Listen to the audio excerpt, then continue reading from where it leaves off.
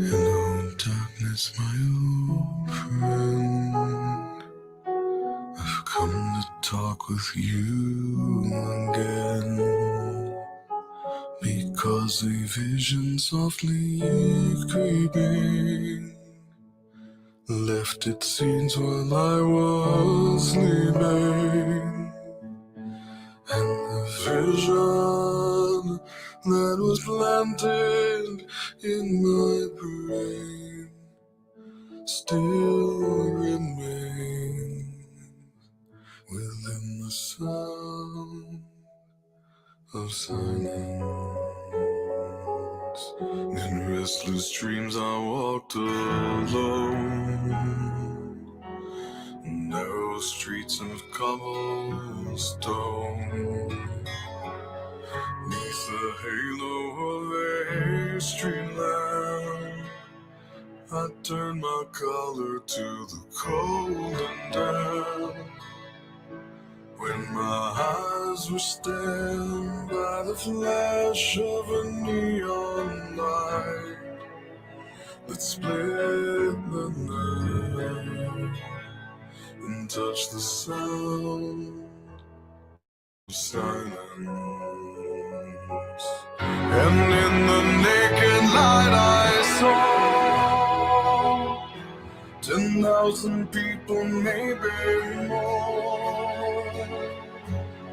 People talking without speaking, people hearing without listening, people writing songs and voices never shared, and no one dared disturb the sound of silence.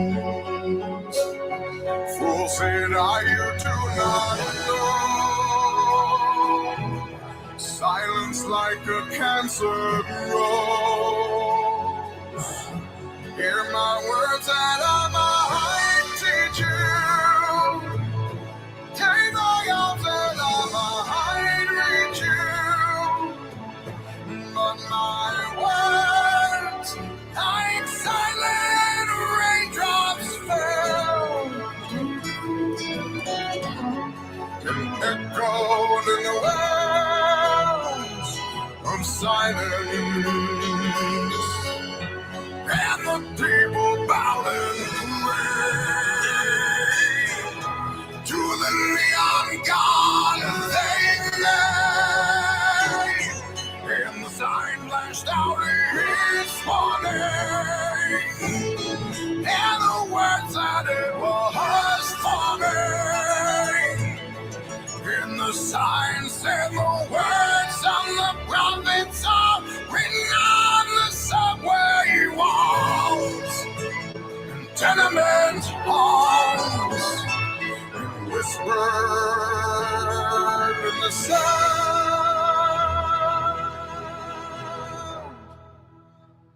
of silence.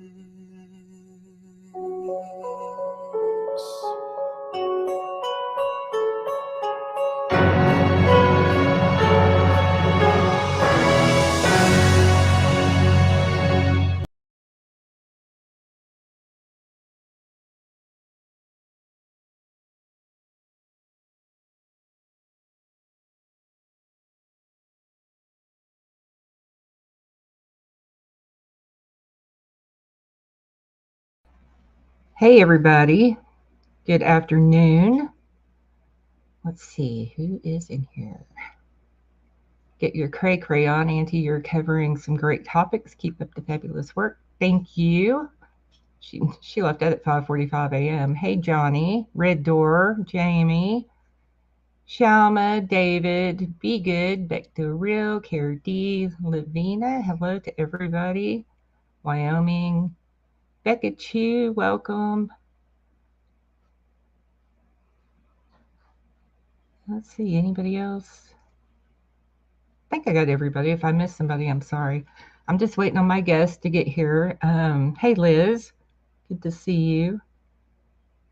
I've been waiting on this. Well, I hope it's going to be good.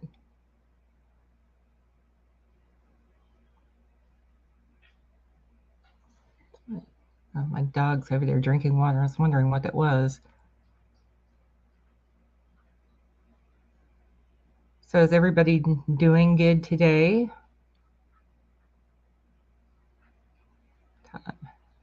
No offense, but will he show up? Well, yeah, he'll show up. I talked to him this morning via Messenger, gave him the StreamYard link, so he'll be here.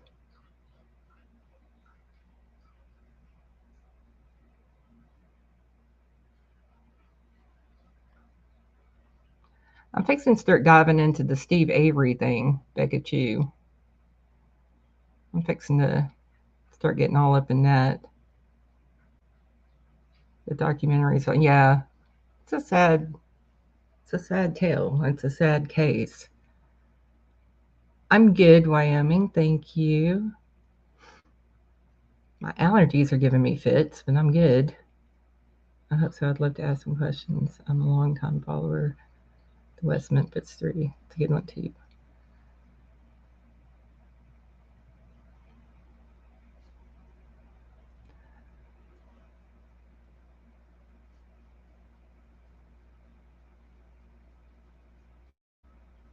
I'm waiting.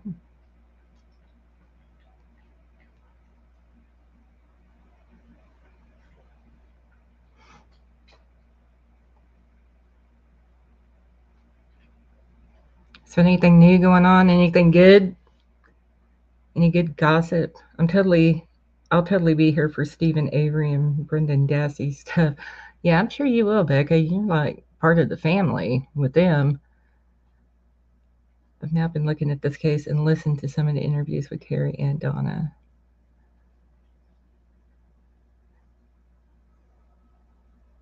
I'm just glad to be here. You were gone for a minute, Wyoming. Hey, Milan. Good to see you.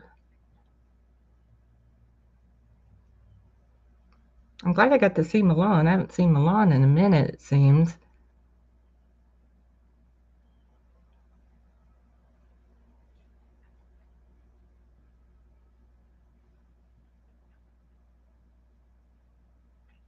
Wow, Wyoming. That's a long time to be gone from home. Over a month. I bet you are glad to be home. I go somewhere. I'm usually good on vacation for about 3 days and I'm ready to go home.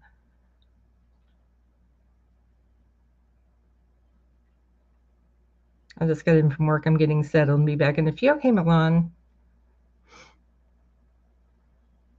You must work an early shift to get off this early.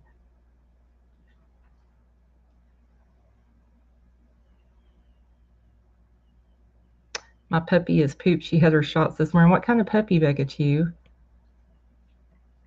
I ended up helping my aunt in West Des Moines. Oh.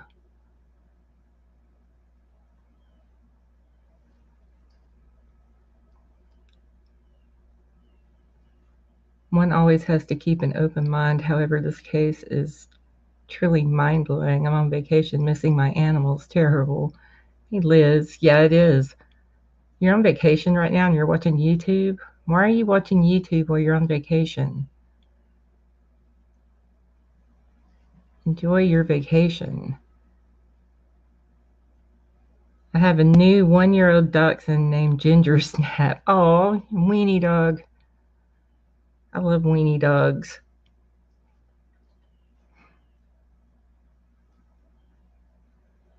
Well, he said he was going to show up.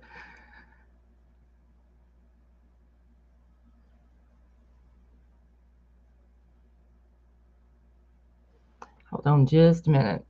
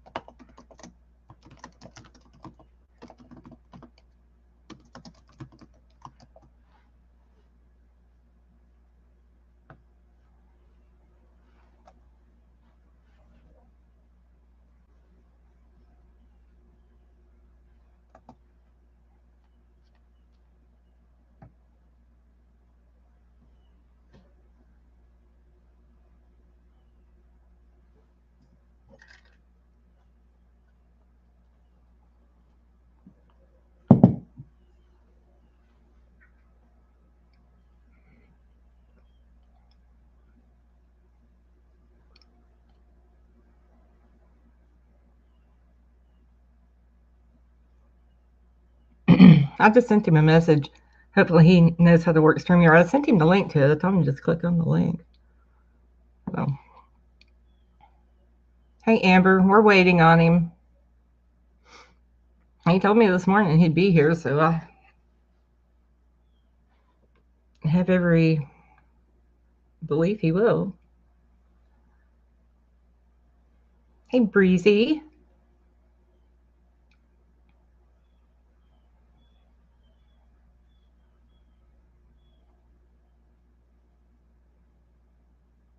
I just got done with my live. I told my live to come over here. Well, thanks, Becca, to you. And there's another one that Red Door gave me yesterday that I'm going to start looking at, too.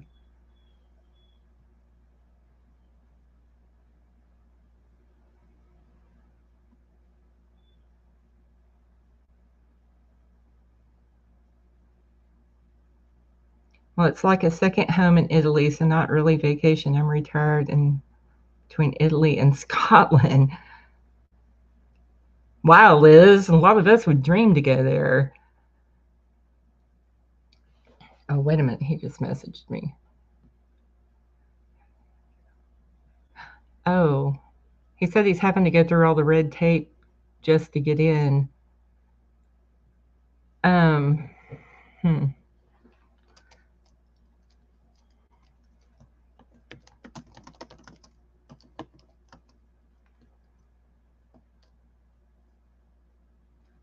I don't know what to tell him.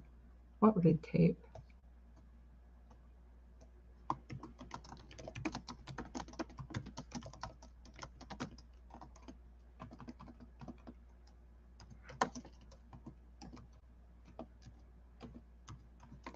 Stage.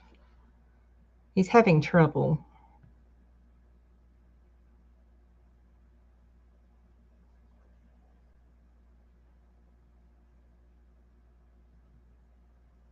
Let me send him the link again. Maybe the link that I sent earlier was...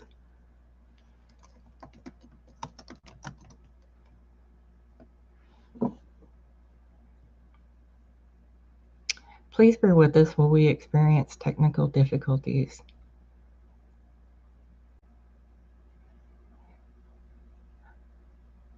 I'm gonna send him the link again because maybe the one that I sent him earlier this morning changed. I don't know. Let's see.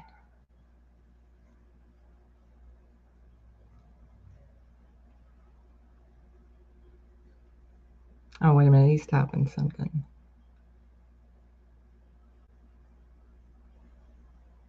That's what I'm getting.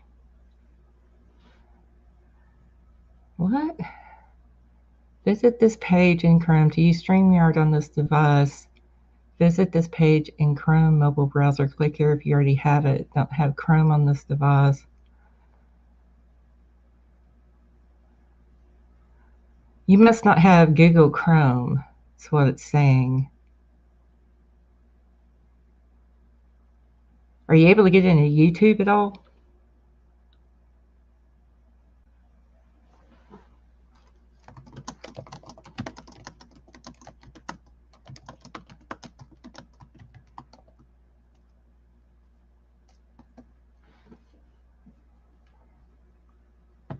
Yeah, he's getting some big error. He sent me a picture of the error message. He's getting some big error message stating,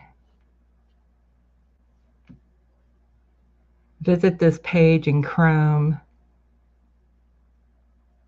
Don't have Chrome on this device. It's making him download a whole bunch of junk.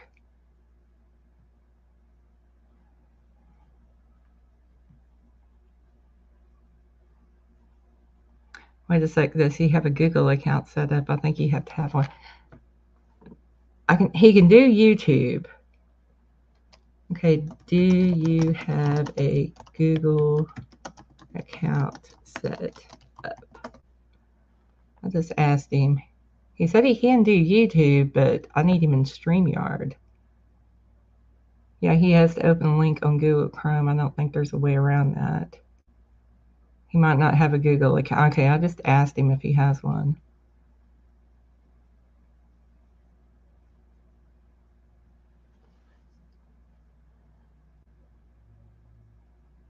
If not, maybe I can put him on the telephone, put the phone up to the speaker. I'm trying to think back when I first. Yeah, it's been. I've had StreamYard, well, the free version for a while. I just never used it. I have a Google account though. Google is my jam. So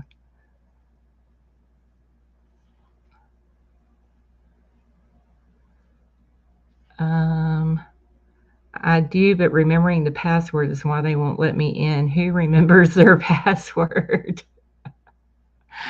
This is true.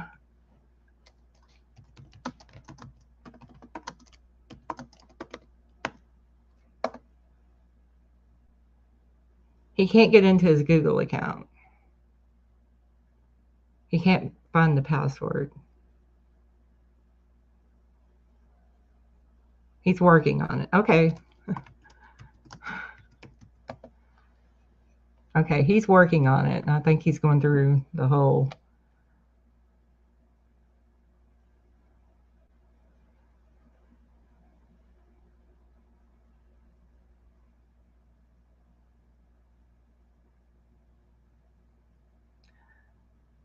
Well, I forgot mine all the time too. They should let you make a new one. Yeah, but you know all the crap you got to go through just to change your password and set up all these stupid security questions. And yeah, he's changing it. He's going through all that stuff right now.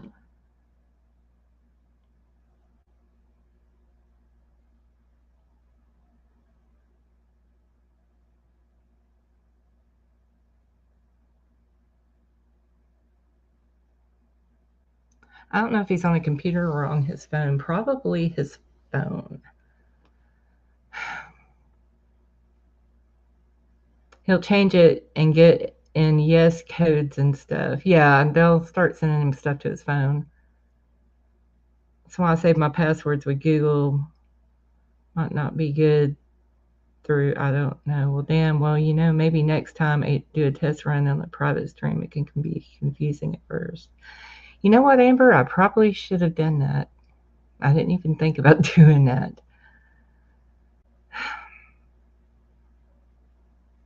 Yeah, it is a real rigmarole to go through, Liz.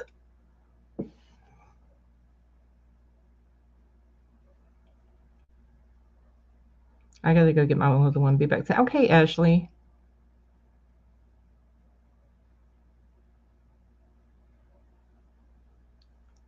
We'll get there. We're just having some technical difficulties. There's always more than one way to screw a chicken. So if this doesn't work, we'll go to a plan B. I would not have thought to either, but I forgot not everyone is used to using it. Oh, okay. Good. It's not just me, Amber. Yeah, when you're over here, you're just like, well, StreamYard, that's YouTube 101, but not everybody's used to it. Not everybody goes on panels and stuff. You know, they actually sell books right now that they're like an address book, but it's for all your internet websites and passwords in alphabetical order. Well, I got one. I just haven't filled it out. I've had it almost a year. But they're real cute. They're fun.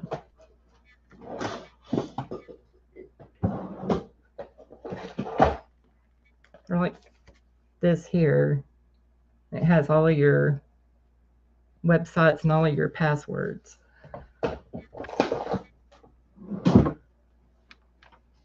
I've only been on StreamYard once.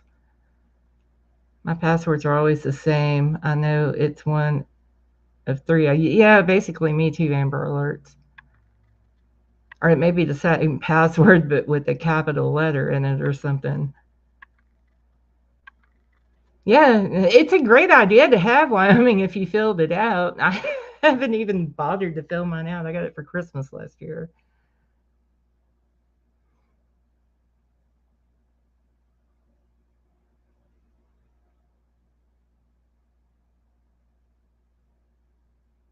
Three passwords.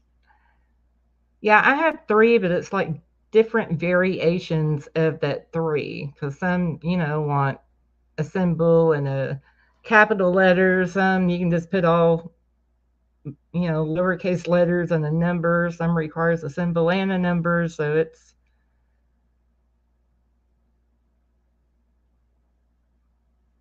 mine would actually make you laugh, but I can't obviously tell you that. Hey, Gold Star Mom, good to see you. We're having technical difficulties. We will get there. He's just having to give him a blood and urine sample before he can retrieve his password from Google. I've had to change my password because of getting hacked a couple of times.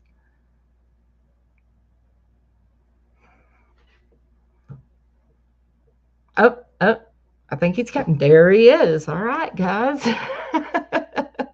He's back here smiling and laughing. Here he comes. This is Terry Hobbs. I'm telling you, they just put me through the ringer. I know. I said he's having to give a blood and urine sample, and yeah, and all I'm just trying to do is get on here. How are you doing? Well, now that I'm over the anxiety, I'm doing fine. How you doing?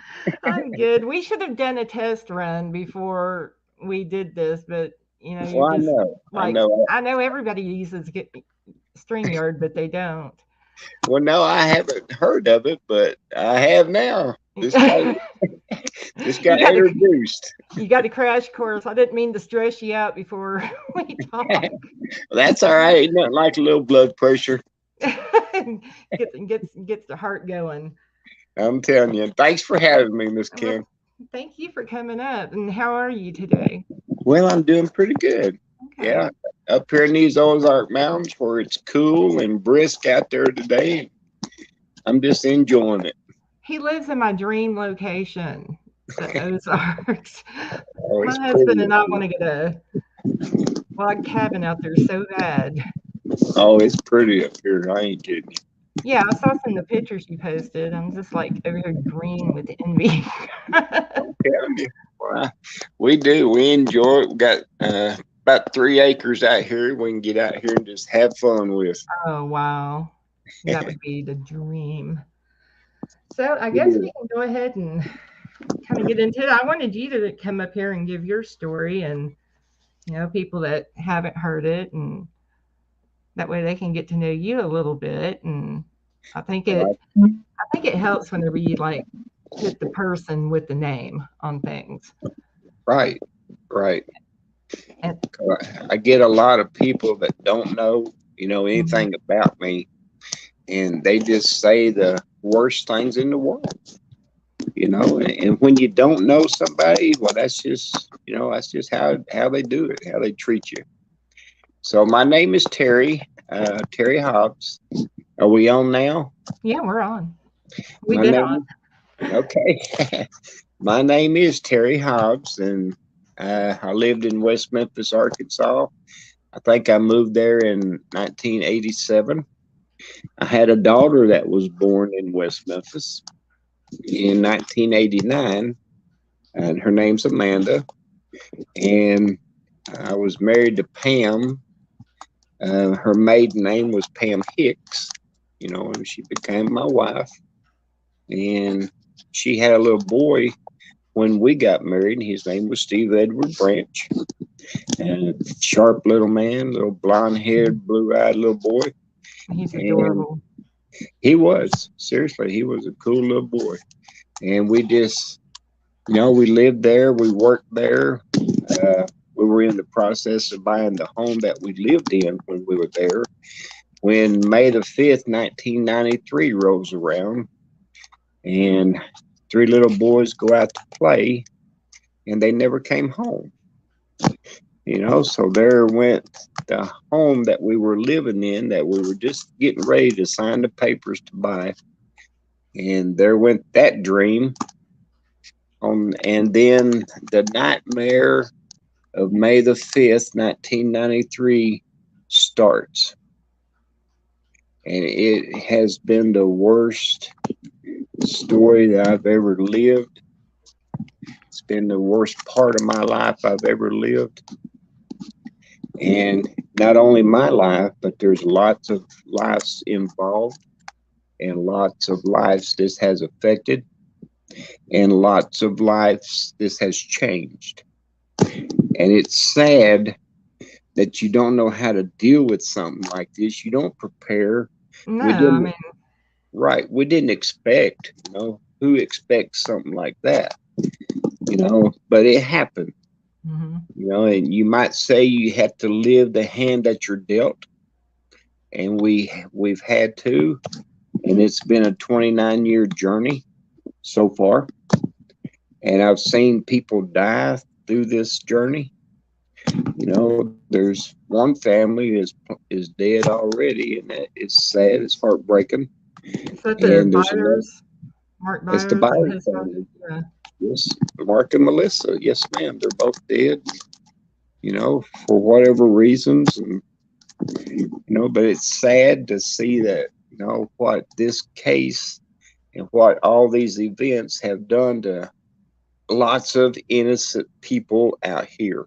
And that's where we fall under, the innocent side of this, and it was Absolutely. so sad, and it's just heartbreaking. So what is West Memphis like as a town? Is it like your Bible Belt? Everybody goes to the same church. Is it?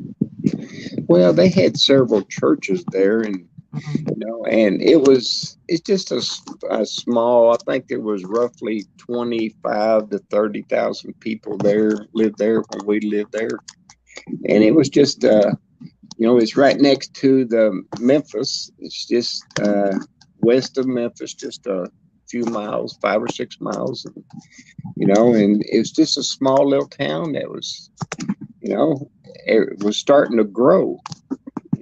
Since all this happened, they've put in some casinos in there, which attracts. And there's several different things you can do in West Memphis.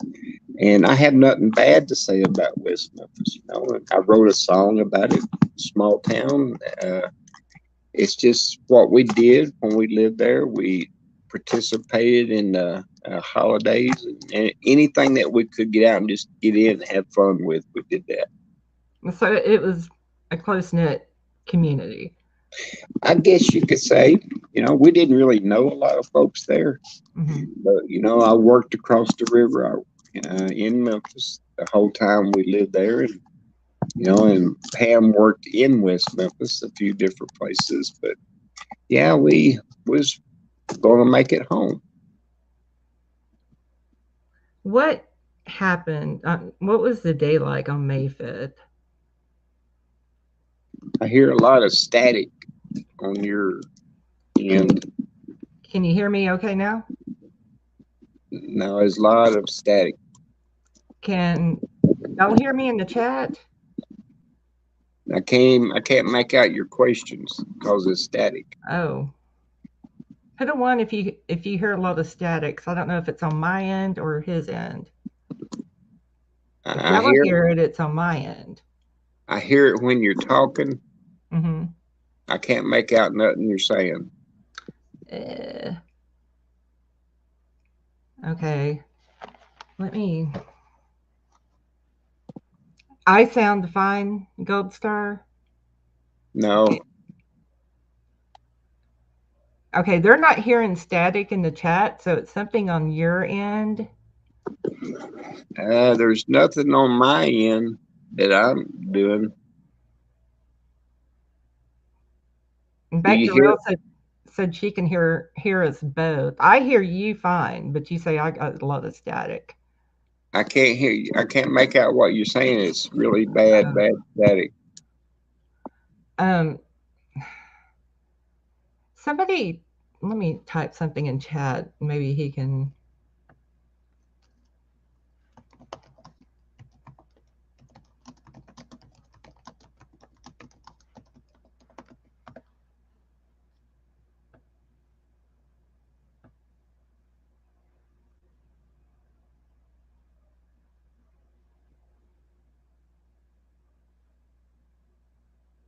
Try leaving and coming back in.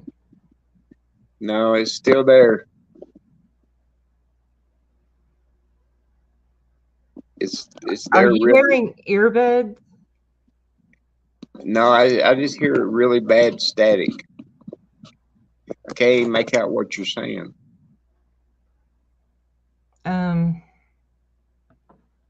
Try leaving and coming back in. Disconnect and reconnect. All right, you mean I'm gonna leave and come back? Mm-hmm. Okay. Hey, Bender, Irish twin. Hey, MKB. Yeah, it's got to be on his end. That's why I asked y'all.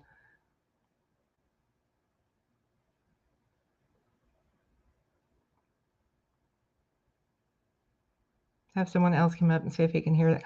I will, and when he comes back on.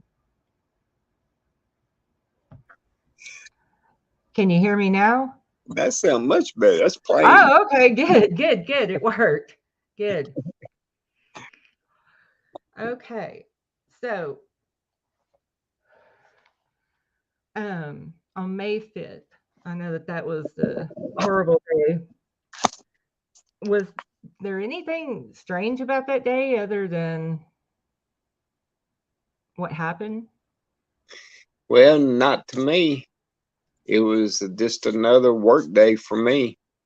You know, I get up, go to work, and I leave early in the morning, get home early in the afternoon. And Stevie wasn't home when I came home. So I asked Pam, where's Stevie? She said him and Michael Moore went off riding their bicycles. And so he's supposed to be home by 4:30. So I was just, both of us was sitting there waiting. She was cooking supper. And we just sitting there waiting on him to come back so we could eat and I could take her to work. And he never shows up. That was the strange part. He never came home. He was always real he never done dependable. that. Yeah. Right. Yeah, he never done that before. So that's where this journey begins. So obviously we all know what happened. When the boys were found and you found out that horrible news, did you have like any suspicions on anybody that may have done that? No. It wasn't a ha-ha moment. I bet, so and so did this, or No, because we didn't, the going out riding the bicycle was on May the 5th. The discovery was on May the 6th. And no, we didn't. I didn't know what to think. Probably none of us didn't know what to think. so nobody like just popped in your mind or anything. I wonder if so and so did it, or not in my mind. No, in your mind.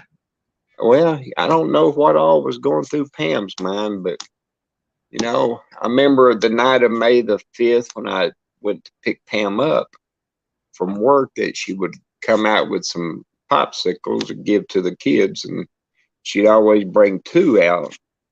And she looked in, she didn't see Stevie, and she said, "Where's Stevie?" And I said, "Pam, I hadn't found him yet. Don't know where he's at."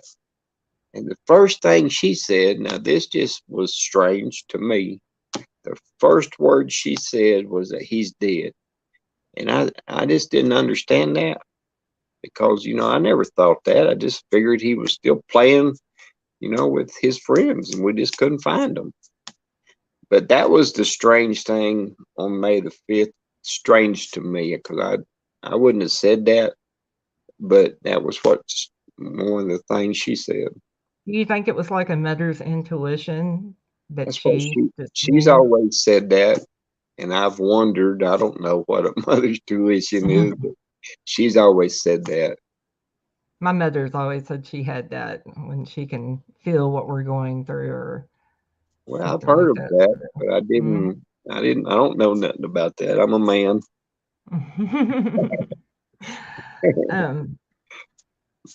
Did you know Damien, Jason, and Jesse before any of this happened? Had you ever run across them or had any dealings with them? Damien, Jason, and Jesse. I didn't know none of them. No, ma'am. You'd never seen them around town or anything like that? not really, and not that I ever paid attention to. No. And what about those woods? Is it someplace that, everybody went to, Robin Hood Woods? Was it like a major hangout or? Well, that's what you would find out after. I didn't know nothing about no Robin Hood Hills, and I really never even paid attention to it. We would drive by it, and I wouldn't even think about nothing. There's a patch of woods. Who cares, But evidently, there was a place back there where they had a little swimming hole made, and evidently there was kids that played out there and just went through there. And of course, I didn't know nothing about all that. But there was trails when we did get out there. That on the night of May the 5th, there were trails out there that we followed. So someone had been out there walking. So apparently it was a hangout. Yeah. So what did you think whenever they arrested? Well, when Jesse gave the confession and they arrested all of them, what were your thoughts on? Well, you're kind of in shock during this time, and we got a phone call and asked that we would show up in the courtroom the day that they was going to charge 3 young men. We didn't know who, and and well, sure, revenge is first thing you think of all the way. Oh yeah. Yeah, we lived probably 70, 80 miles at that point. We had moved out of West Memphis, and all the way down there, I'm sure we talked about, revenge. That's just natural for parents to think that. Oh yeah. But yeah, we didn't know what we was walking into or going to see or going to find out. We just got a phone call from the police department asking us to be there, so we showed up. So how long was it after May 5th did anybody get arrested? Well, if I was guessing, and I don't know the exact day, but it was probably a month, maybe 4, 5, 6 weeks, something like that after. Okay. So y'all moved pretty quick after all this happened. Yeah, we moved probably a couple weeks after it happened. We knew that was going to bury Stevie around the Blytheville area, and we knew that we was going to be going to the grave, more than you normally would. So we wanted to be close, and that's why we moved. Oh, okay. Because it would have been a 70 or 80 mile drive one way. I mean, yeah, no, I can see. Oh, wait a minute. And plus, Pam was from the Blytheville area. Oh, she had family and. She did, and they still live there. Her family's still there. I see. So, yeah, how long did it take them to go to trial after? Well, I'm not sure. I know they have to get them, appoint them attorneys and go through the process. And it was still in 93, I believe, toward the end of the year when the first trial started. Oh, they got a trial pretty quick then.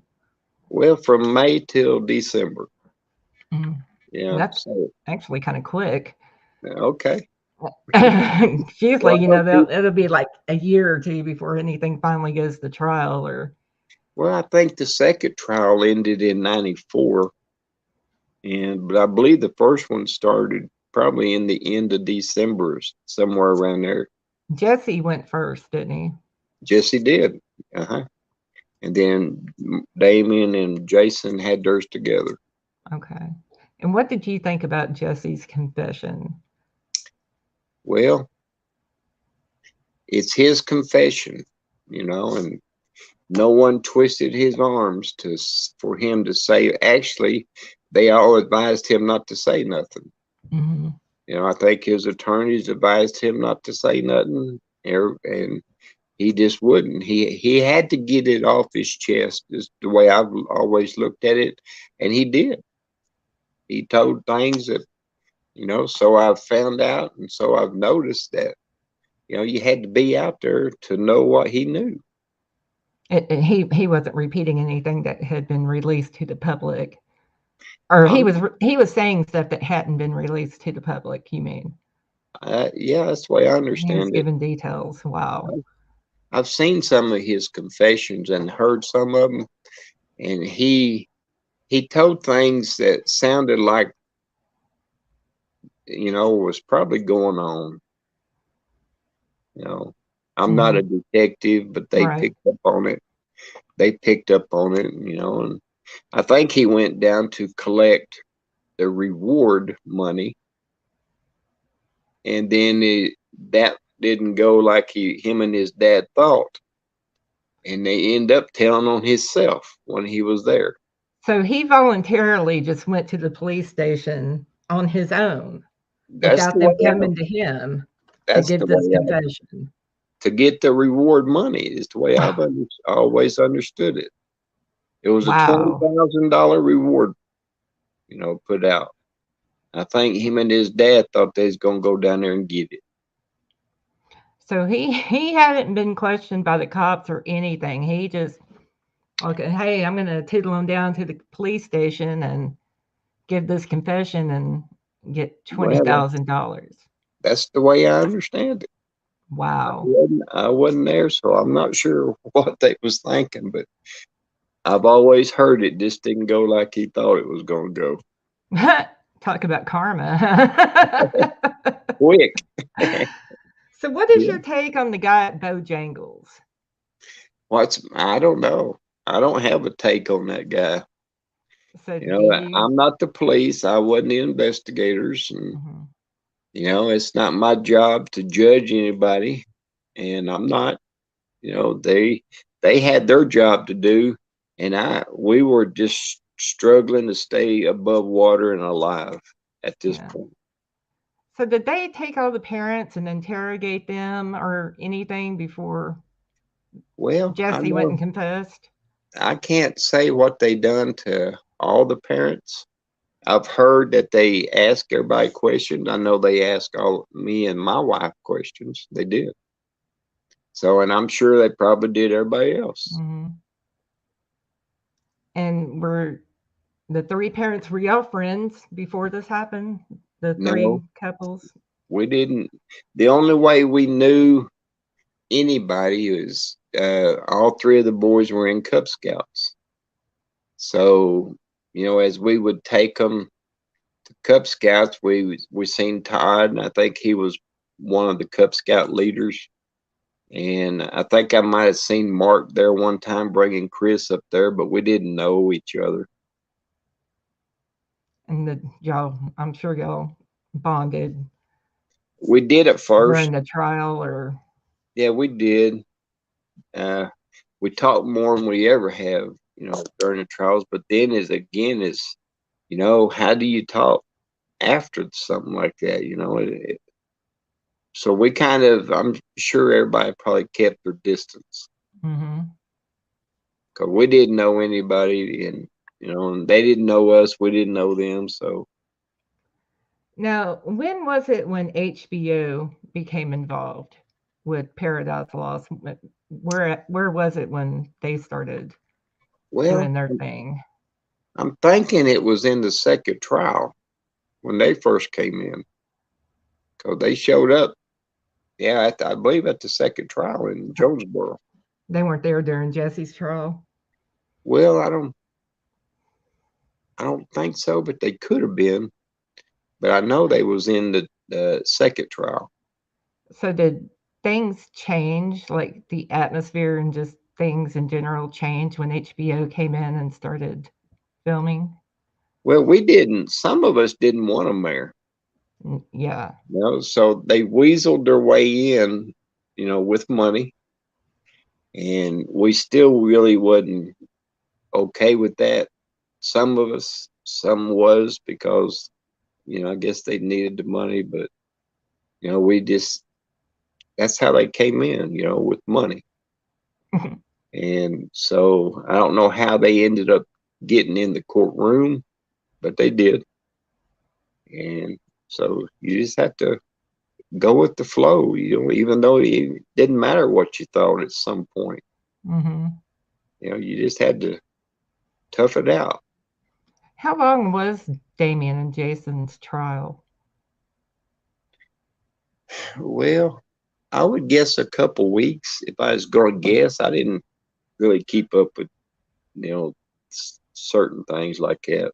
But I'm going to guess a couple weeks. And was there any evidence that came out that didn't make it to trial that should have? Well, yeah, there was a necklace that they found in Damien's trailer after the case of trial had already started. They couldn't use it. And what was the necklace? The necklace had our son's blood on it. Oh. Yeah, so they couldn't use it in fear of a mistrial, but it had Stevie's blood on it. So we were told by the investigators, that it had Stevie's blood on it. But So why couldn't they use it? they were worried about a mistrial. Once a trial is going, you can't bring in evidently you can't bring in a new piece of evidence without there being some kind of argument over a mistrial. Oh, yeah, I can see that. But it's still there. I believe it's sealed up and it's still in the evidence. Have they ran any DNA on it since? Did they run a DNA test on it, or? Well, I'm not sure, but I didn't think those were real big back in '94. right. But I'm sure they done something because they told us it had Stevie's blood on it. I wish that would have got into trial.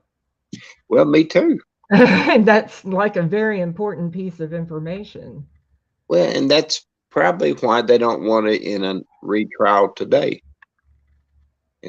They thought they wanted a retrial today, Mm-hmm. but when the Alfred plea come along, they presented the Alfred plea to the state. The defense did, and just read the Alfred plea.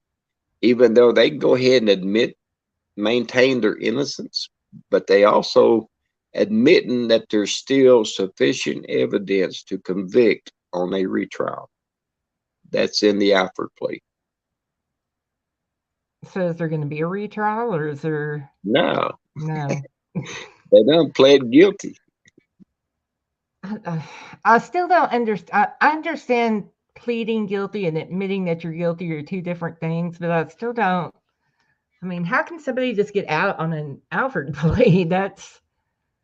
Well, I'm sure there was, I've said it before and I'll say it again. We get a phone call the night before the Alfred plea court date, where the state is telling us they're going to plead guilty and we're going to let them out of prison. And we're kind of in shock over that. But I ask how come? We're tired of this case. They have drug us in and out of court for 18 years. Witnesses have died. Parents had jumped ship, and just different things has happened where, we can get them to plead guilty, or they're offering to plead guilty, put it like that. Mm-hmm. And they're going to sign the line where they're pleading guilty. We're going to let them out, and the case is going to be closed. That's what they've done. So what was your life like after the trials, after they got convicted and sent off to prison? Was like, HBO, did they leave at that point, or did they stay and poke around? They hung around doing, different things. But life after the trials was a nightmare. It seriously was. We didn't know how to live, how to go on. We didn't know how to move on. And we were struggling and trying to figure out how to live with it, live with each other. My wife blamed herself because she said, yes, you can go ride your bicycle. And she beat herself up for years with that. and you try to, as your partner, try to tell her, baby, it's not your fault. You didn't do nothing wrong. You just said you could go right. And she couldn't understand that. And she felt bad by saying, yes, you can go, you know, but and we tried to explain it to her. You didn't know, we didn't know, you know, but, and it's not only that, I lived with her 12 years after the trials. And it breaks your heart to see how people and everybody deals with grief in their own way. And it breaks your heart to see someone struggling, especially if you love that person, with the grief that, like we've seen. Mm-hmm. It's been a nightmare. That No, go ahead. Yeah, you have all the different stages of grief, Mm-hmm. and when some of them come around, and one thing I've noticed, the anger stage is still there, Oh, and yeah. some people, but look the damage that it does to one's life, living with the grief. And the counselors are out there. We did several counseling places, and it's, I don't know, it's, some of them were good, some of them were not, and I've been to some good ones, had some good results, but it's been 29 years of a different Mm. life. I bet that, I mean, after the trial and everything's over, that was probably the first time you had to just go, because I'm sure your life was like a whirlwind since May 5th up to that point. It was, well, the media is what put you through a lot of it. I mean, they was out there chasing you down. It didn't matter. Any court date, you'd almost have to sneak in the back way just to go in and out. But they was looking for you no matter where you went, and that was a big part of the problem. The media. Hmm. Yeah, I'm sure they managed to turn it into one big circus, and HBO being there all up in your faces. Now, I noticed you in the documentary, there wasn't as much footage of you as there were the rest of them. You seemed to, you know, shy away from them. And Well, I was one of the ones that didn't want them there, mm, and I did speak a little bit, but I'd rather not. And still today, I get phone calls from Memphis. Now I moved away from Memphis, but I still get the media in Memphis calling me up. Every little thing that happens on the other side, they call me up, want to know what I think about it, and I won't talk to them. I'll be the first to tell them I don't trust you. yeah, you can't So, trust the media. no, so I had nothing to say to them. You got these crazy YouTubers wanting to interview. Well, at least y'all let me say what I want to say. Yeah, we don't edit it and censor it out and all that Yeah, good stuff. yeah, what the media does. So what was your first thought when how did you learn that Damien, Jason, and Jesse were going to get out?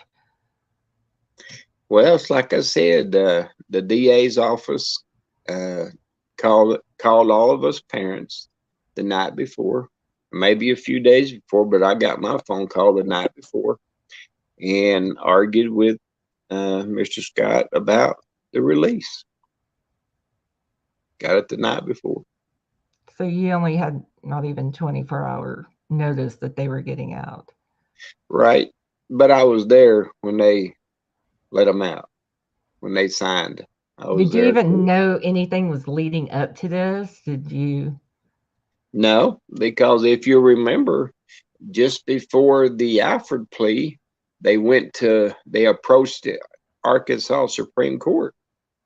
And before the Supreme Court, they had been parading around all over the media that they have new suspect, they have new evidence, all this. So, Mhm. they take all that to the Arkansas Supreme Court and they present their case there, and the Arkansas Supreme Court tells them, well, if you have new evidence that's going to exonerate your clients, well, then you deserve a new evidential hearing.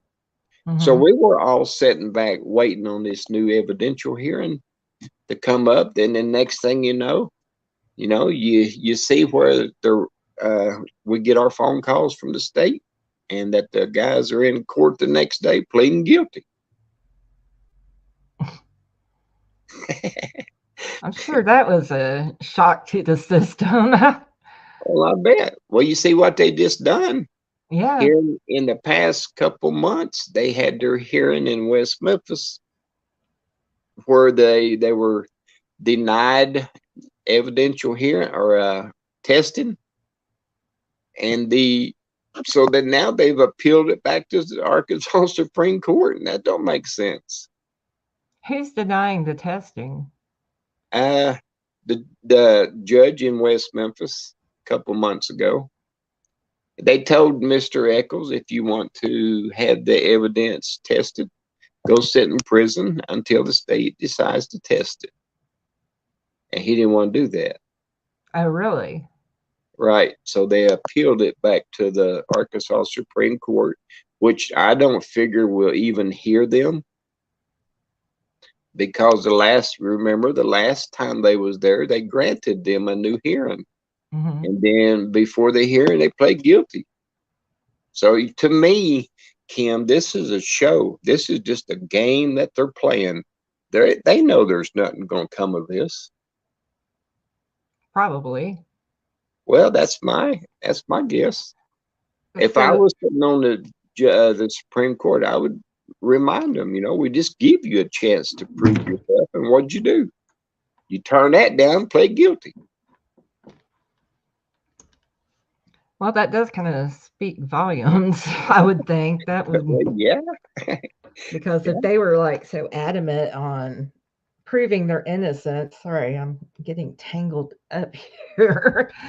um, I would think that they would want another hearing. So was it the three that didn't want the hearing, or was it their attorneys? It was the three wanted the hearings. All right. So their attorneys approached the Supreme Court.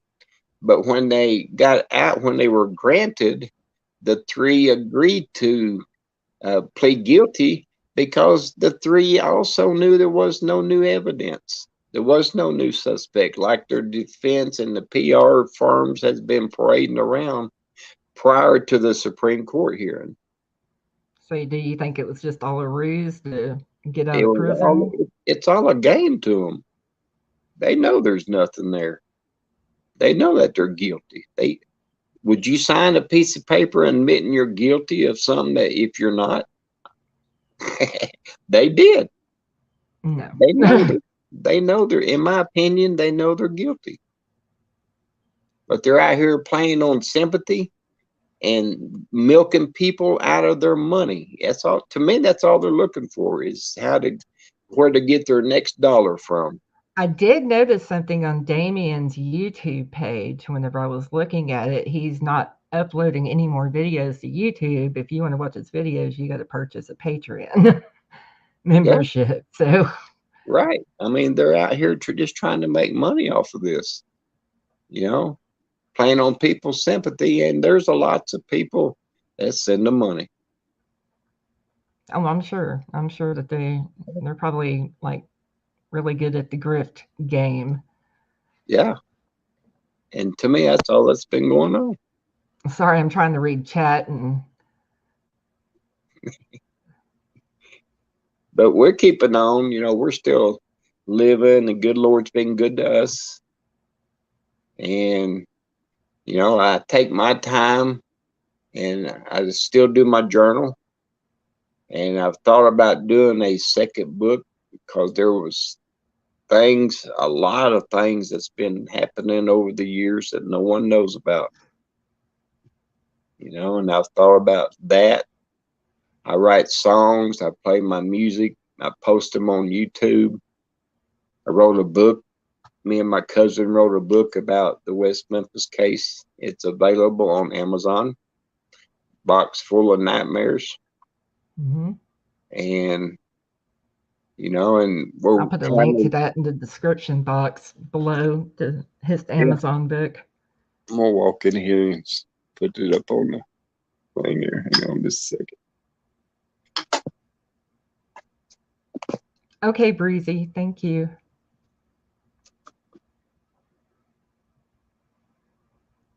There it is. Oh, okay. Box full Box of full of. Yeah, I'm gonna get the book, and I'll put a link to the book down in the description box. So, have you had any personal contact with the three since they've been out? with the three, the Eccles bunch. Yeah. No, ma'am. I don't talk to them. And it's So, probably a good thing. they haven't tried to contact you or anything like that? Well, not that I'm aware of. And do you think they did it? Well, after I sat through the trials in 1993 and 94, yes, ma'am, I have always felt like they've done it. Yeah, I would And say. like I said one time, they have always made the statement that we can't do anything, you know, to clear our name sitting in prison. But since they've been out of prison, they still haven't done nothing to try to clear their name.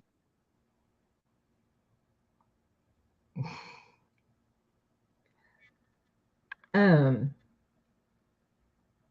so how did the finger get pointed at you all of a sudden? Well, a vindictive woman. I'm sorry I had to say that, but you know, Pam asked me to marry her again after I divorced her, and I said no because of a lot of things that had happened over the years. And it's just like because I said no, that you know she was her and her sister. She got a sister that's just rotten to the core in my book. But one of her sisters and her just teamed up on Terry, and let's just point the finger at Terry, and that's what they've been doing. Really? So it was They your. go on some of them talk shows, you know, and some of these bozo talk show hosts have them on there and let them just say anything they want.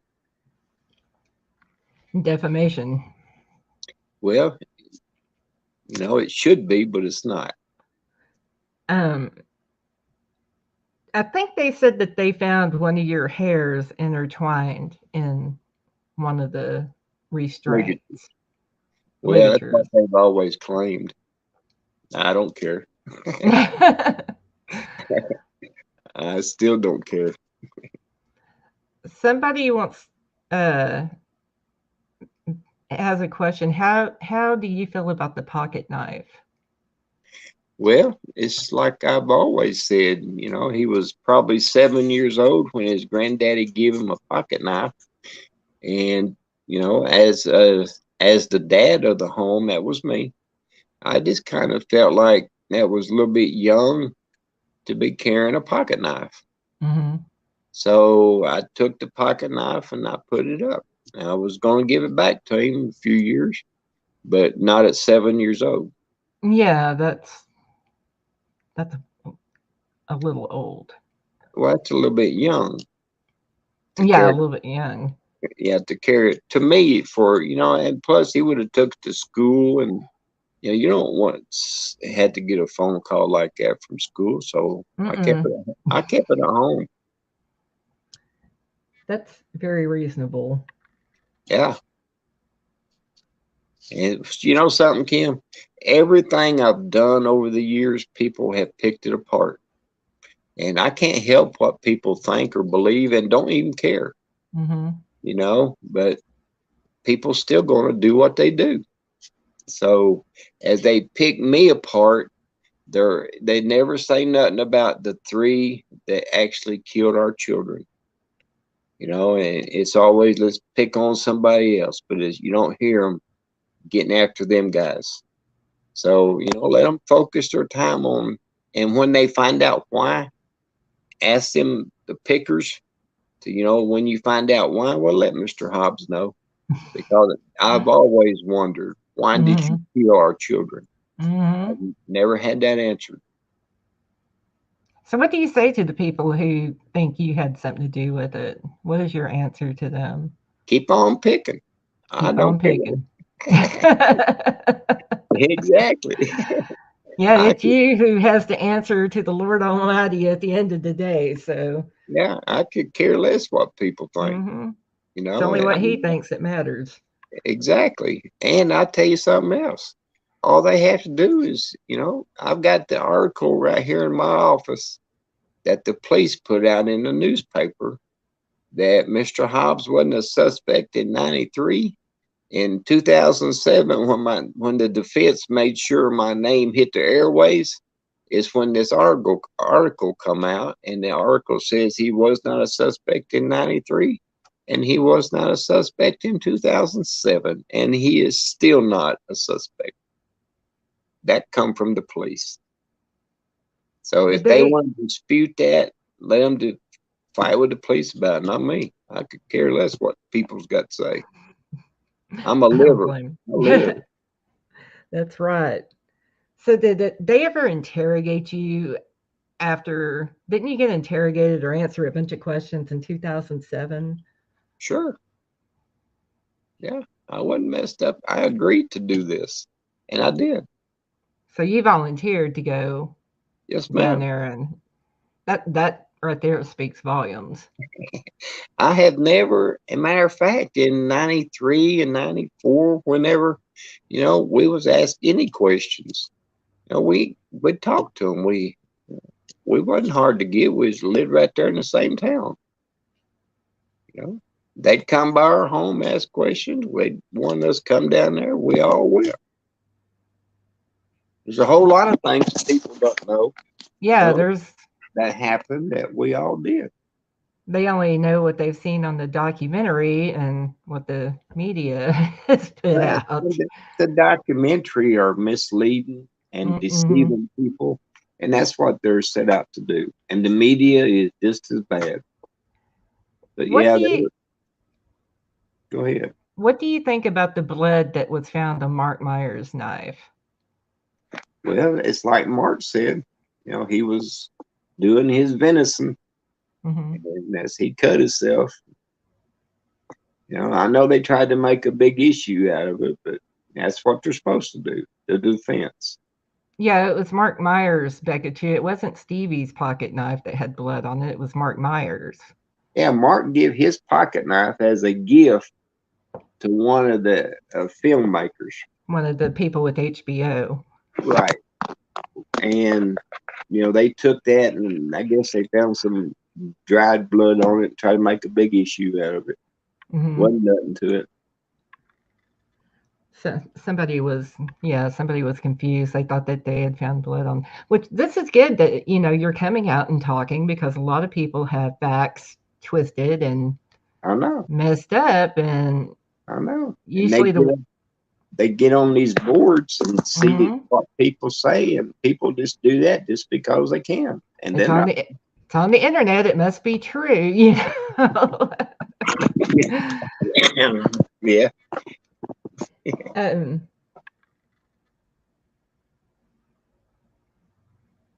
Do y'all have any more questions? Yeah, there's a lot of details to this case, and the way the media and these tragedy pimps is what I like to call them, get out here and twist the narrative and twist the story, because they're going to twist the narrative into whatever will keep somebody interested. Right. So that they'll keep the clicks and the views coming in, and they hide under this, well, if I say in my opinion, or probably if I don't state an opinion as fact, I can get away with doing whatever the hell I want to and saying whatever the hell I want to out here. Right. And we have a lot of that going on within the true crime community. That's why I like to get the real person out here to speak. Yeah, I'm glad you did, because people need to hear it. They do. They really do. I had some attorneys from Oklahoma get a hold of me not long ago, a few months ago, and they want me to, they're trying to come up with some proper laws for victims' families. Okay, Mm-hmm. so they told me, they said, we're watching what has happened to you in your case. And she said, there's other cases out here that's just as bad. Mm-hmm. And everybody points the finger at the family. And, that's I'm sure that happened. And I don't follow the crime, stories and all that. Mm-hmm. Yeah, but I've in the past I've noticed some where the parents are actually guilty. But it doesn't make us all bad. And that's the scenario that we have to live with, because of one bad apple spoils the bunch, you might say. Mm-hmm. But it's not true in every case. And so there's a group of people who's wanting to or hoping to, come up with things that the families shouldn't have to deal with, the real families, the innocent families, I'm sure there's a fine line, that has to be drawn, and where they can come up with the proper, wording, whatever, for, some kind of laws like this to be presented. Mm-hmm. But there's supposed to be people that's working on that, and they want to use our case as one of the many examples, of how that we, the families, gets treated. I think there does need to be, because people come out here and spread whatever narrative they want to, and you know well, the people, if it's on the internet, it's got to be true. Right, right. Well, I hope they can do it, and they supposed to be getting back a hold of me, and if so, I'm gonna be a part of it, Oh because yeah. a whole lot of what I've seen in our case and shouldn't be allowed. But there's no laws, and it seemed like there's no rights that the victims' families have.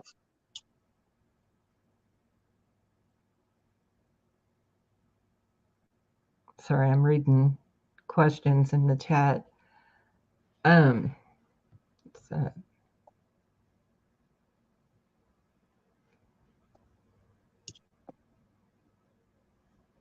someone said it must be horrific being accused or under suspicion of a crime in one of your own family members. Of one of your own family members. Well, it's not that. Now, if you've noticed, it's the defense that's put the spotlight on me. It wasn't the police. Mm-hmm. No, it's never been the police, and it's always the defense and their PR firms that do this kind of stuff. And that's who's done this, and they know how to draw people on their side. Money has come along and bought some people you know, some things, and that's where the wrong comes in. And there's been a lot of wrong done in our case. Yeah, Tevi said to be accused by the public but never, what's it jumped? Where'd it go? Oh, to be accused by the public but never charged by law. Right. And that won't ever happen, Mm-hmm. because the law, they know what happened. And there's a good group of police officers, I think, from the ones that I got to meet in West Memphis, that, you know, probably put their heart into this. And I mention them in the back of my book.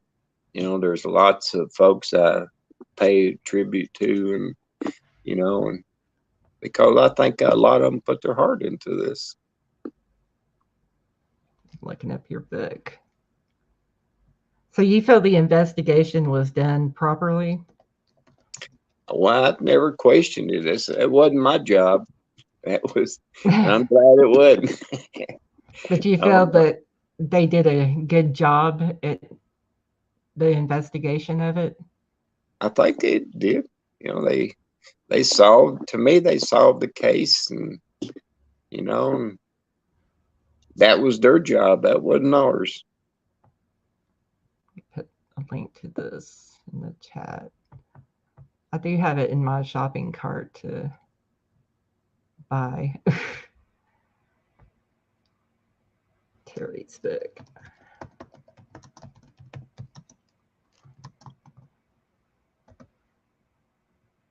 Oops. I have sent, some of my books around the different parts of the world to folks that you've got to hold me. I don't have any right now. I'd send you one, no charge, but I don't have any at the moment. It's not letting me post it in chat. The link is too long. Dang it. All right, I'll post it in the description box. There you go. Just go to Amazon and type in Terry Hobbs, and it'll come up. It's called A Box Full of Nightmares. Or Right. Oh, it is A Box Full of Nightmares? It is. Okay. I was right. I remembered. Yeah. Please say the title of his book again. Box Full of Nightmares. I tried to post the link in chat, but for some reason it's like the link has too many characters in it for it to chat to accept it. Okay. But it's been 29 years worth of some of the most ungodliest things I've ever seen.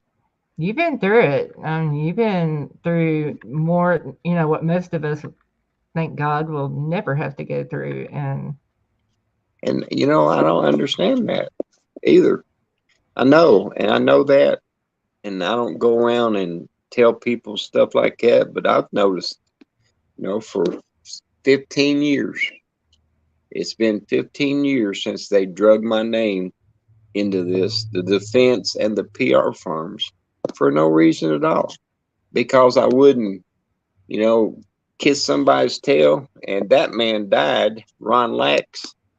He was the lead investigator for the defense at the time, who got this stuff started about me, and brain cancer just eat his brain up, and he died. There's been a lot of people that's been involved in this case that have perished over the past 18 years or however long. It's been 29 years. The link to the book that Milan posted earlier looks... I can't get it to work, Lavina. I'm sorry. I'll put it in the description box. Okay. Yeah, it's a pretty good book. I think it is. Like you can also leave a review on Amazon. Okay. After your readers read it, you can leave a review on Amazon. Finding Hope said she thinks that they rushed and lost the chance to do a thorough investigation. Who? Finding Hope in chat said, I think they rushed and lost the chance to do a thorough investigation. Well, I don't know. That wasn't my job. I think they done a good job. They want their name cleared and the real killers caught, whoever they may be. Well, stand the mirror up and stand them three and let them look in the mirror. They've never said anything to you. They've never made any... They said things about me, but they've never said anything to me that I'm aware of. Yeah. They've lied so many times during this that people disbelieve them. They put out there one time they found my truck. I used to buy and restore old trucks back before all this happened. And I was working on one in West Memphis at the time. Well, I sold it to a guy after I got finished with it. He just had to have it. So I worked out a deal with him. He bought it. And so a few years after that, for some reason, the Eccles gets out there and tells everybody, we found Terry Hobbs' truck. It had blood in it. We went and looked and blah, blah, blah. Just come up with the biggest lies you can ever believe. So I would go over to John's house, my friend that I sold this truck to. I'm still friends with him today. And I asked John, I said, did they come over here and look at you look at this truck. And he said, no, they have not. He said, nor would I let them. So these are some of the things that they do. And people just buy it because it come from Damian Eccles. Yeah, he's like some celebrity. Well, he thinks he is, and he's got all these, TV hosts who just thinks he's a god or something. They just kind of worship this dude, and I don't understand that. Now, what happened with the Dixie Chicks? There are three bozos. I never have liked them, but Oh, I used to watch them all the time. I thought they was three cute looking women, just having a good time. And then for some reason, here they jump on the bandwagon. Let's hate on Terry Hobbs, So they did, and then I had some attorneys from Little Rock get a hold of me and said, hey, let's sue them. I said, well, sue them. I don't care. So then, yeah, that didn't work. But, at least one thing about it, and it's like I was asking this lawsuit, what do I want out of it? I want to be left alone. I want your people to quit hating on me and saying the things about me like they are, because it's not true. And so since that, we haven't heard anything from the Dixie Chicks. good. Yeah, but I mean, you just don't do that. It's okay for Natalie to get out there and just say whatever she wants to, and that's everybody's right. But these attorneys, I guess they got to looking at her checkbook and just thought, hey, they worth $65 million. Let's go after it. I said, well, Let's go do ahead. it. Shan said, you made the comment, and I'm going to answer part of this question for you, but he said the boys are out here making money on this, but he's writing books. So why is it okay for him to make money on it and not them? Just wondering. Shan, number one, he gave most of those books away. He sold, and number two, he wants to get his story out because they're pointing fingers at him. Now, who's this person's name? Shan. Shan. Mm-hmm. Well, this is for Shan. Miss Shan, I have not made a penny, not one penny, off of these books. Okay, the contract that I have with my writer is no one's business, but I can tell you this: I have not made one penny off of any of the sales of these books. That can be verified easily. But no, ma'am, I have not made a penny, and I'm not looking to make a penny, and I wouldn't accept it. And like Terry said, he's a victim's father. He can write a book if he wants to. That's what Tevye said. That's right. And I did, and at the time that we did this, it was because I felt like, I was put in a kind of an awkward position and didn't know what to do. And every time I went to the media with, look what keeps happening, was I didn't know I was being stabbed in the back by the media at the time, and they were part of the problem. So we finally sit down and got our ducks in order, I guess, and figured out if we can write a book, they can't edit this book, and we're gonna tell some truth in this book. Mm-hmm. And in the book, you'll notice I have a message to the media because of how they've treated me over the years.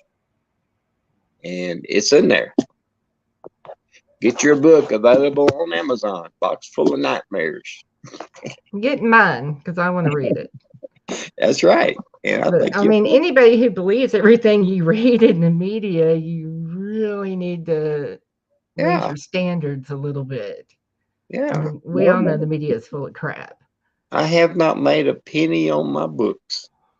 And matter of fact, there's some things that we're doing with, if there's royalties that come in off of it, there's things that's going to be done before what I want done. Now, guess what I want done? when it comes to that point, I want a college fund set up in their memories, of all three of the boys. That's what I want out of if it ever gets to that point. How long was it after everything was said and done that you wrote the book? Well, now I'm gonna guess 2007's when they hit the airways with my name. Mm-hmm. And I'm going to say the book probably was wrote in 2012, 13. So it Something took like you almost 20 years after the murder was committed and everything was said and done before you even wrote a book. Right. Now, I don't guess that you really caught the name of the book. Boxful of Nightmares. Well, okay, you know what that means? Mm-hmm. That from 93 up until we did the book, I would journal everything I would see. I would journal it and drop it in a box. And that many years of journaling, and I still have it filled up to a box full, and there's more than one box. And I mean, there's some pretty good stuff in them journals, and I still have them today. And we only took what was needed out of there to make this book. So you're going to write another one? It's possible. I've been thinking about it and looking at it. Mm-hmm. Now, but actually, I've already started another one. I'm at a place where sometimes you have to step away sometimes because of the emotions that it brings. Yeah, reliving all that can't be easy. Yeah, so I do, and that's why it took me so long to do the first one. And when I started the first journal, I just thought one day maybe. I didn't know. So I would just journal until I couldn't and step away and go on and live. Then come back another day and journal some more, And this took years to do that because of the, circumstances that go along with it. Tebby wants to know, did Pam pass away? I hope I'm wrong. No, Pam's still going. Pam's still living in Blytheville, Arkansas, and she's doing the best she can. And just keep her on your prayer list. That's definitely. Yeah, she needs it, seriously. Gold Star Mom said, thank you, Terry, for taking time out of your day to join us. Well, you're welcome. Thank you for having me. What I've noticed out here just by talking about this case and talking about you from the past couple of days, that it's very divided. People's opinions. It's a very divisive, there's like fine lines, the lines in the sand drawn on who did it and why and everything else about this case. Well, for some reason, they come up with the supporters and the non-supporters, and that's just mind-boggling to me, and so for years, I just noticed it's been nothing but a war zone on the social media. Yeah, and there are websites and platforms everywhere about this case. I didn't realize it was that big. I knew about the case. I'd read about the case, but really deep diving into this case over the past, I was like, good grief. Yeah. Everybody has an opinion about this. I know. And when it comes to me, they don't believe a thing I say, and that's what just tickles me. They don't want to believe anything I say, and they want to just beat me up. And, I'll probably get some more threats and some more hate mail after this, which I usually do after a podcast. Don't be sending Terry hate mail. But I'm used to it. Trust me, I save them, and I got a whole box full of just hate mail. Gold Star Mom said, I don't judge anyone until a jury finds someone guilty. And that's how it should be. Thank you. And I think there's 2 juries and 3 guilties. And Back there. Oh, I'm sorry. Then they pled guilty. Yeah. Back there real said you won't get any hate mail from this group. We're not like that. Good. Is there anything in closing here? I've kept you an hour. I had a bad cough the past few days. I'm sorry. I'm not going to keep you much longer, but before we go, is there anything that you want to say that you want out there, that you want people to know? Well, I don't know what to say. We're trying, and of course we're doing, the good Lord's really been good to us. He's blessed us and he's taking care of us. And, you can go to my YouTube if you can find it. And let me put that link. In some of my songs that I write it from my heart. And there's messages in there, just things try to encourage somebody.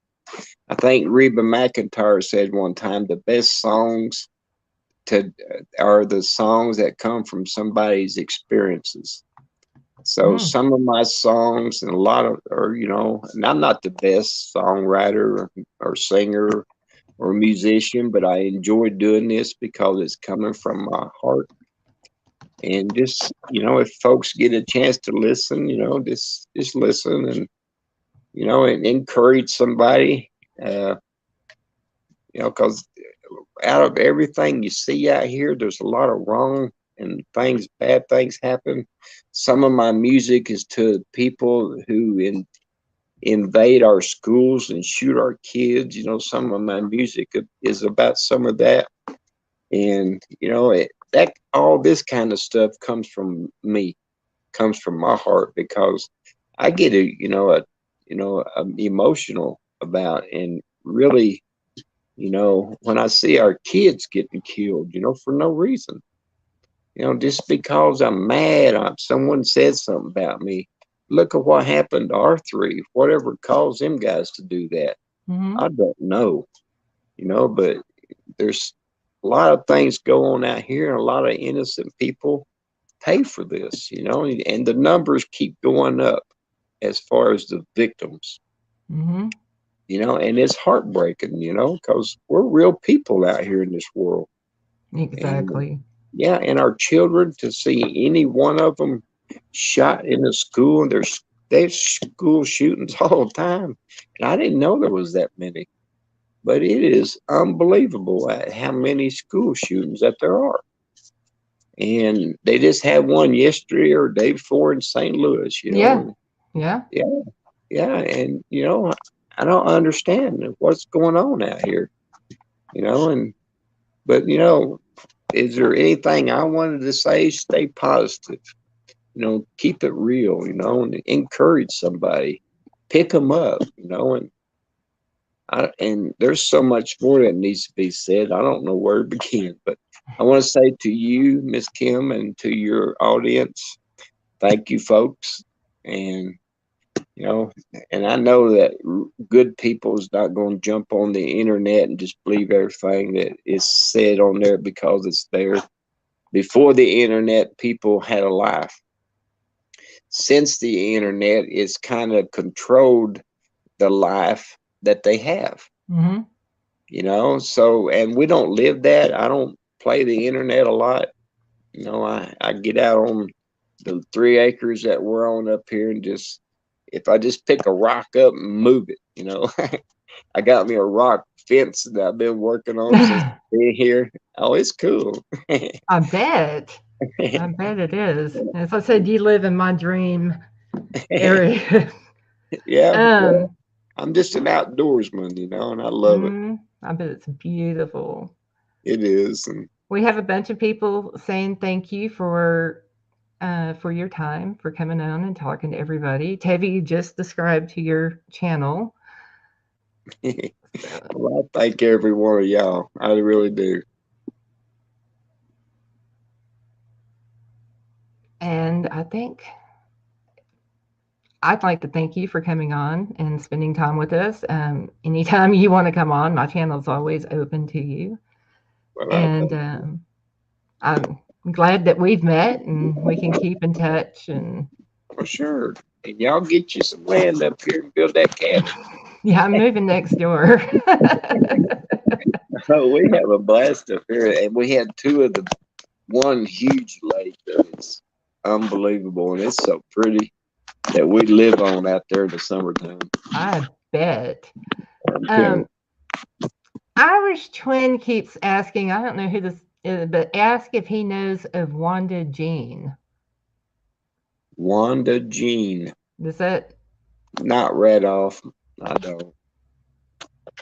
Maybe some other name, but I've never heard of Wanda Jean. No, ma'am.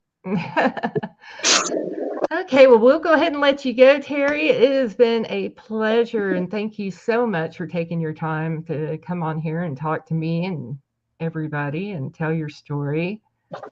Yeah, I'm gonna give you a peek of the great outdoors up Oh, here. you're gonna make me jealous.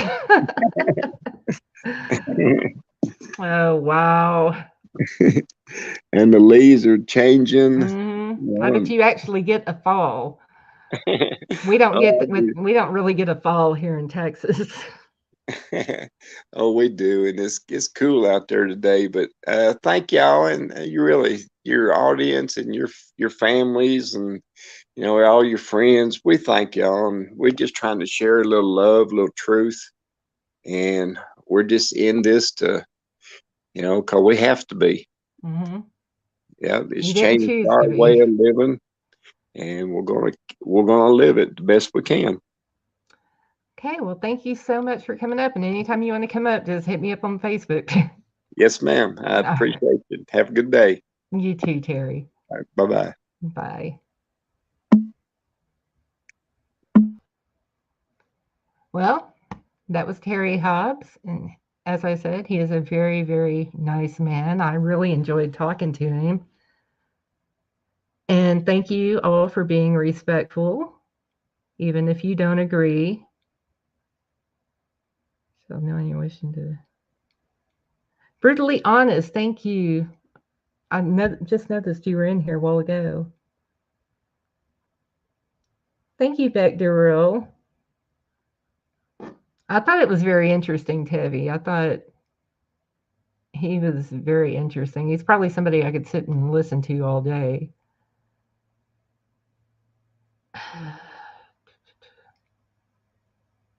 Thank you, Shalma. How do you feel, Auntie? Do you think the West Memphis Three are innocent or guilty? I think Terry's innocent. As far as Damien, Jason, and Jesse, I don't know. And I did a stream on the West Memphis Three yesterday, and I just don't know if I believe that they are guilty or if somebody else did it. I don't believe Terry did it, but maybe one of my theories was maybe they went down in those woods and saw something that they shouldn't have, and they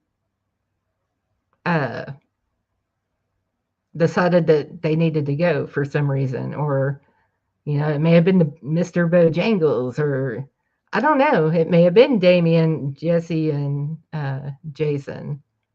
I mean, Jesse's confession to me sounded like the real deal. Hey, Irish Twin.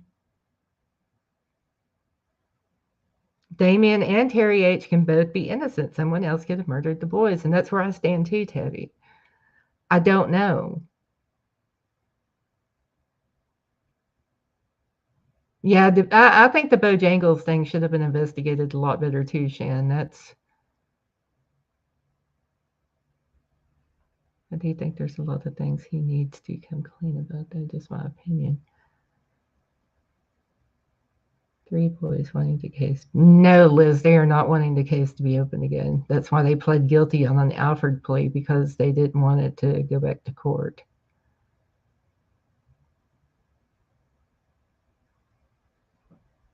I'm here longer than I ended. I'm still here. Okay, guys. Well, I hope you enjoyed it. I hope that you learn more than what you knew coming in. I hope that he was able to clear up a bunch of things for you and hopefully change the minds of those who don't believe in him. This case is very interesting to look into. I don't believe it was handled correctly, and there's a lot of misinformation. The court documents and disposition under oath are important to read. Yep, I agree with that.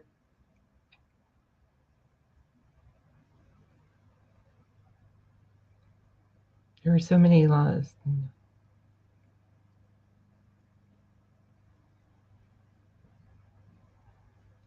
heard a case before yesterday. It was like, wow, thanks for tonight. Yeah, it's a case that will definitely suck you in. The Innocence Project has proven 400 people innocent just because a jury. So just because a jury convicts you. But Red Door, I think they're talking about the Innocence Project does stuff from like years and years and years ago. But this was years and years and years ago. They want DNA tested. You should. It's a hard one, but people do have strong opinions on it. Yeah, Pam is still alive. They're not married anymore. I think they divorced in 2012.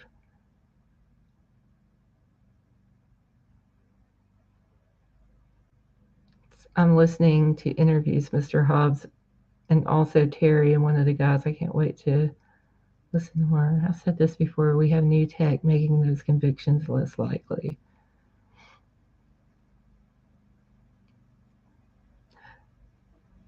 I would like to see if they, I mean, apparently, it's still kind of ongoing, so it's definitely going to be an interesting one to watch. Thumbs up or down for Andy. Hopefully thumbs up. But it doesn't really matter because it gets put in the algorithm anyway. Finding Hope, the blood group with Jason and Stevie was the same group. Well, anyways, guys, I have a stream scheduled for Friday to explore the origins of Bloody Mary. If Nisi Poo doesn't want to do bullets and lunch, I'll be streaming Friday. But if not, if she does, then I'll probably see y'all next week. But until then, y'all have a good day.